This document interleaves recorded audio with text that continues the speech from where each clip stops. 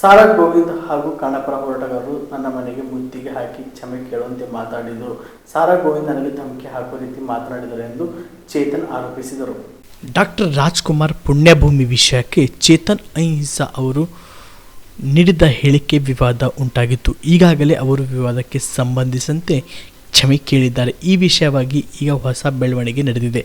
ಸಾರಾ ಗೋವಿಂದ್ ಈಗ ಅವರು ಧಮಕಿ ಹಾಕಿರುವ ಆರೋಪವನ್ನು ಚೇತನ್ ಮಾಡಿದ್ದಾರೆ. ಸಾರಾ ಗೋವಿಂದ್ ಹಾಗೂ ಕನ್ನಡಪರ ಹೋರಾಟಗಾರರು ನನ್ನ ಮನೆಗೆ ಮುತ್ತಿಗೆ ಹಾಕಿ ಕ್ಷಮೆ ಕೇಳುವಂತೆ ಮಾತಾಡಿದರು. ಸಾರಾ ಗೋವಿಂದ್ ನನಗೆ ಧಮಕಿ ಹಾಕುವ ರೀತಿ ಮಾತನಾಡಿದರು ಎಂದು ಚೇತನ್ ಆರೋಪಿಸಿದ್ದಾರೆ. ಹೀಗಾಗಿ ಅವರು ದೂರು ನೀಡಿದ್ದಾರೆ. ಹೌದು, ಇವತ್ತು ನಾವೆಲ್ಲರೂ ಜನಪರ ಸಂಘಟನೆಗಳು ಸೇರಿ ದೂರು ಕೊಟ್ಟಿದ್ದೀವಿ.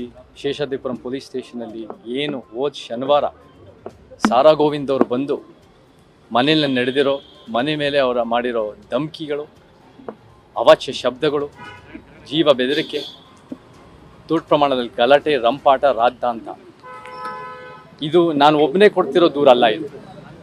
ಇದು ನನ್ನ ಜೊತೆ ಬೆಂಬಲಿತವಾಗಿ ನಿಂತಿರೋ ಎಲ್ಲ ಒಂದು ದಲಿತ ಪರ ಸಂಘಟನೆಗಳು, ಮಹಿಳಾ ಪರ ಸಂಘಟನೆಗಳು, ಆದಿವಾಸಿ ರೈತ ಕಾರ್ಮಿಕ ಸಂಘಟನೆಗಳು, ಅಲೆಮಾರಿ ಸಂಘಟನೆಗಳು, ನಮಗೆ ಭ್ರಷ್ಟಾಚಾರ ವಿರೋಧಿ ಸಂಘಟನೆಗಳು, ಪ್ರಾದೇಶಿಕ ಕನ್ನಡ ಭಾಷೆ ಸಂಘಟನೆಗಳು, ಯಾರ್ಯಾರು ನ್ಯಾಯಕ್ಕೋಸ್ಕರ ನಿಂತಿದ್ರೋ ಈ ವಿಚಾರದಲ್ಲಿ ನಮಗೆ ಪೊಲೀಸ್ನವ್ರು ಕ್ರಮ ತಗೋಬೇಕು ಅನ್ನೋದು ಎಲ್ಲರೂ ಕೂಡ ಅದನ್ನು ನಮ್ಮ ಜೊತೆ ನಿಂತ್ಕೊಂಡಿದ್ದಾರೆ.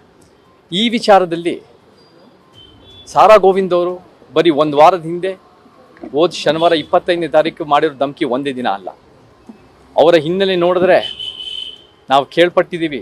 ಲಂಕೇಶ್ ಪತ್ರಿಕೆಯಲ್ಲೂ ಕೂಡ ಲಂಕೇಶ್ ಸಂದರ್ಭದಲ್ಲಿ ಹಿರಿಯ ಮಾಧ್ಯಮದವರಾದ ಲಂಕೇಶ್ ಒಂದು ವಿಚಾರ ಬರೆದಾಗ ಇದೇ ಸಾರಾ ಗೋವಿಂದ್ ಅವರು ಅವರ ತಂಡ ಎಲ್ಲ ಸೇರಿ ಲಂಕೇಶ್ ಪತ್ರಿಕೆ ಕಚೇರಿಗೆ ನುಗ್ಗಿ ಅಲ್ಲಿ ಮಾಧ್ಯಮದವ್ರ ಮೇಲೆ ಹಲ್ಲೆ ಮಾಡಿ, ಅಲ್ಲೂ ಕೂಡ ಮಹಿಳಾ ಮಾಧ್ಯಮದವ್ರ ಮೇಲೂ ಕೂಡ ಹಲ್ಲೆ ಆಗಿದೆ ಅಂತ ನಮಗೆ ಕೇಳ್ಪಟ್ಟಿದ್ದೀವಿ, ಆರೋಪಗಳಿದೆ.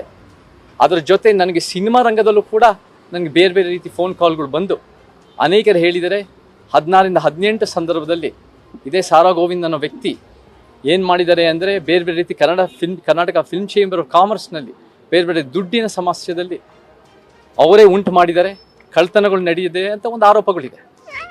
ನಮಗೆ ಈ ವ್ಯಕ್ತಿ ಮಾಡ್ತಿರೋ ಕೆಲಸಗಳು ಅನೇಕ ವರ್ಷಗಳಿಂದ ದಶಕಗಳಿಂದ ಕೆಲಸ ಮಾಡ್ತಿರೋದು ರಾಜ್ಕುಮಾರ್ ಅವರಿಗೆ ಭಾಳ ಅವರ ಹೆಸರಿಗೆ ಮಸಿ ಬಳಿತಾ ಇದೆ. ಅವರ ಒಂದು ರೀತಿಯ ಅಭಿಮಾನ್ಯತೆ ಹೇಳ್ಕೊಳ್ಳೋ ಯಾವ ಯೋಗ್ಯತೆ ಇಲ್ಲ ಈ ವ್ಯಕ್ತಿಗೆ. ನಿಜವಾಗ್ಲೂ ಹೇಳಬೇಕಂದ್ರೆ ಸಿನಿಮಾ ರಂಗದಲ್ಲಿ ಎಲ್ಲೋ ಒಂದು ಕಡೆ ಸಿನಿಮಾ ರಂಗದ ಬೆಳವಣಿಗೆ ಮತ್ತು ಅಭಿವೃದ್ಧಿಗೆ ಅಡ್ಡ ಬರ್ತಿರೋದೇ ಈ ಒಂದು ಸಾರಾ ಗೋವಿಂದ್ ಅಂತ ಹೇಳೋದು ಸುಳ್ಳಿಲ್ಲ.